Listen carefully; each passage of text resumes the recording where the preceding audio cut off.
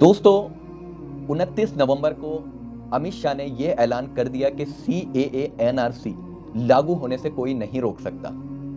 और ये कोई अलग बात नहीं है, बल्कि अब से कुछ दिन पहले मैंने एक वीडियो बनाई थी कि मुसलमानों 3 महीने हैं तुम्हारे पास, क्योंकि मुझे इनकी पॉलिसीज का, इनके एजेंडों का, इनके प्रोपेगेंडे का पहले से ही पता चल जाता।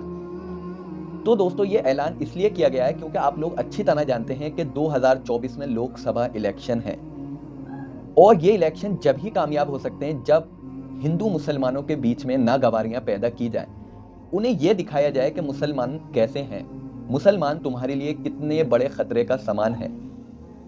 और दोस्तों हमारी तैयारी क्या है? हमारी तैयारी यह है, जब हम सुन लेते हैं कि CAA आने वाला है तो हम फिर प्रोटेस्ट के लिए तैयारियां करते हैं, हम फिर सड़कों पर निकलते हैं। लेकिन जब आपको हालात के बारे में आगाह किया जाता है, आपको बड़ी मोहब्बत के साथ बताया जाता है, तो आप उसके लिए तैयारी नहीं करते। और तैयारी क्या है? मैं कैसी तैयारी की बात कर रहा हूँ? क्या मैं आपसे कह रहा हूँ कि प्रोटेस्ट अभी से शुरू कर दूं? नहीं, बल्कि जब भी अल्लाह के रसूल सल्लल्लाहु अलैहि वसल्लम के दौर में ऐसे हालात आए तो इन हालात का मुकाबला ऐसे किया गया कि सब सहाबा ने अपनी ताकत को, अपनी सलाहियतों को, अपनी ह्यूमन रिसोर्सेज को इकट्ठा कर लिया और नेक काम के लिए, नेक मकसद के लिए एक हो गए। तो हमें इस वक्त, बल्कि आज ही से इस तैयारी में लग जाना चाहिए कि जब भी हम पर बुरे हालात आए तो हम हिंदू भाइयों को साथ लेकर और हम उनके साथ मिलकर एक ताकत बन जाए। जैसा कि उन 41 मजदूरों को बचाने के लिए 12 लोगों ने, जिसमें हिंदू भी थे और मुसलमान भी थे, एक टीम की तरह काम किया, जैसे कि एक टीम मुकाबला करती है सिर्फ बचाने के लिए। और ये मकसद है इंसानियत को बचाने का। हमें यहाँ ये नहीं देखना कि ये हिंदुओं पर आ रहे हैं या मुसलमानों पर आ रहे हैं, बल्कि साथ मिलकर काम करना है। जैसे कि हमसे पहले के लोगों ने इस देश को अंग्रेजों से बचाने के लिए साथ मिलकर मुकाबला किया था। दोस्तों क्या होगा?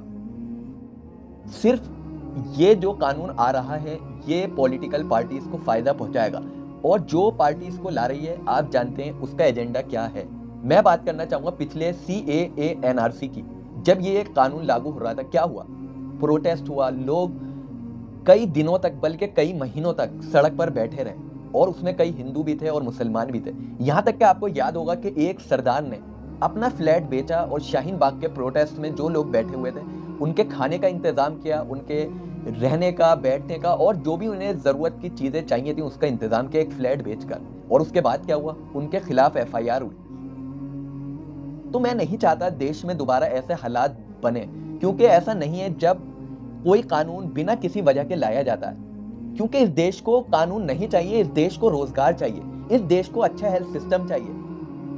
आज न जाने कितने लोग अस्पतालों की लाइनों में लगे रहते हैं, कितने लोग सड़कों पर सो रहे हैं। हमें उनकी फिक्र होनी चाहिए या इन कानूनों की फिक्र होनी चाहिए? जब देश में हालात अच्छे होंगे तो इन कानून को बनाने की जरूरत ही नहीं पड़ेगी। और मैं कहना चाहूंगा, अब वक्त सही बता रहा हूं, ये आखिरी लम्हा है आपके पास, फाइनल स्टेज है आपके पास। अगर आप अब भी बेदार नहीं हुए, किसी ने क्या खूब कहा है, चलते हैं दबे पांव कोई जाग ना जाए, गुलामी के असीरों की ये खास अदा है। जो कौम होती नहीं हक बात पर यकजा, उस कौम का हाकिक फकत उसके गुनाहों की सजा है। आज जो गवर्नमेंट्स बन रही हैं, अलग अलग देशों के हालात हम सुन रहे हैं, वो क्यों बन रहे हैं? क्योंकि जब हम पर कोई मुसीबत आती है, प्रॉब्लम आती है, हम उस वक्त उसको हल करने की कोशिश करते हैं, लेकिन हमारे पास प्री प्लानिंग्स नहीं होती। तो मैं ये आज ऐलान करना चाहूंगा मसाजिद के आइम्मा किराम से कि कल जुमे का दिन है और ये दिन बहुत कीमती है। अल्लाह के रसूल के दौर का ये बहुत बड़ा इज्तिमा था। जुमे के दिन पूरे हफ्ते का निज़ाम अल्लाह के रसूल सल्लल्लाहु अलैहि वसल्लम साहबा को बताते थे। तो आप कल जुमे के दिन मस्जिद के मिंबर से ये ऐलान कर दीजिए कि हम हिंदू मुसलमानों को साथ मिलकर इंसानियत की खिदमत करनी है, उसको फ़ायदा पहुँचाना है, और ऐसी प्लानिंग करनी है कि अगर कोई हमारे हिंदू भाई को नुकसान पहुँचाना चाहता है तो हम उसके साथ खड़े हुए हैं। ये दर्द बेदार करना है, और ये कब होगा? जब हम फिक्र करेंगे। तो दोस्तों आज वक्त है साथ मिलकर चलने का।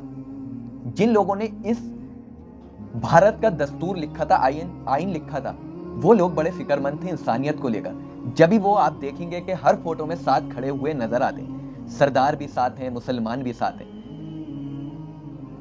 वरना दोस्तों जैसे दूसरे मुल्कों के हालात हैं, आपने देखा फलस्तीन में क्या हुआ, गजा में क्या हुआ, सीरिया में क्या हुआ, वही हालात हिंदुस्तान में बनाने की साजिशें, कोशिशें की जा रही हैं और उन हालात को मैं बहुत अच्छे से देख रहा हूँ। लेकिन मैं सोशल मीडिया पर आपसे इसलिए तज़किरा नहीं कर सकता क्योंकि मैं नहीं चाहता कि उन हालात के बारे में आप जानें और मेरे आप पिछले गुज़िश्ता बयानातों में उन हालात को महसूस कर लेंगे, समझ लेंगे। हम बहुत पीछे हैं इंसानियत को फ़ायदा पहुँचाने में, हम बहुत पीछे हैं मानवता के बारे में सोचने में, हम बहुत पीछे हैं सियासत में।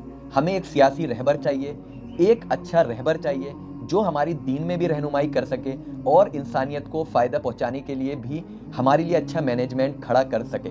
तो मैं आपसे कहना चाहूँगा इस वीडियो को आगे शेयर करिए। आपको मेरी बातें पुरानी लगती होंगी, घिसी-पिटी लगती होंगी, लेकिन ये इस वक्त के हालात को समझाने के लिए बहुत बेहतर बात मैंने शायद कही है, जो ना जाने किसी की समझ में तो आ जाए और वही मर्द मुजाहिद इंसानियत को फ़ायदा पहुँचाने के लिए, हिंदू मुसलमानों को साथ लेकर चलने के लिए खड़ा हो जाए।